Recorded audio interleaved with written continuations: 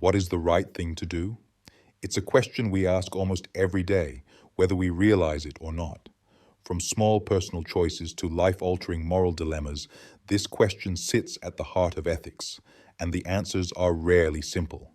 Philosophers have debated this for centuries, and two major schools of thought often stand in contrast: Utilitarianism and Kantian Ethics. Let's begin with utilitarianism. This view, championed by thinkers like Jeremy Bentham and John Stuart Mill, holds that the right action is the one that produces the greatest good for the greatest number. It's a results-focused approach. If an action increases overall happiness or reduces suffering, then it's morally justified. But this can also mean making difficult sacrifices for the sake of the greater whole. Imagine a village struck by a deadly disease.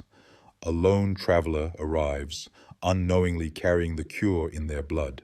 A group of doctors realizes that taking the traveler's life could save hundreds.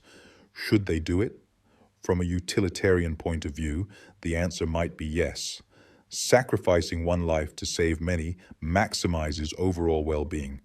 But that conclusion feels deeply unsettling. It forces us to ask, can harming one person ever be justified if it helps many?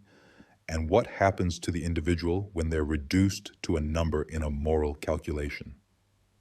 This is where Kantian ethics draws a firm boundary. Immanuel Kant taught that morality isn't about consequences, it's about duty. For Kant, we do what's right not because of the outcome, but because it is our moral obligation to do so. Right actions are grounded in principles that should apply universally to all people in all situations. This idea is expressed in his categorical imperative, a kind of moral litmus test. One version says, act only according to the rule you would will to become a universal law. So if you're thinking about lying, ask yourself, what if everyone lied in this situation? If that would cause trust to collapse, then lying is wrong. Not because of what it causes, but because it violates a principle that can't be universalized. Kant goes further. He insists that we must always treat people as ends in themselves, never as mere tools to an end. In our earlier scenario, Kant would say that sacrificing the traveler, no matter how many lives it might save, is morally wrong, because that person has intrinsic dignity, and that dignity must never be violated, even for a greater good.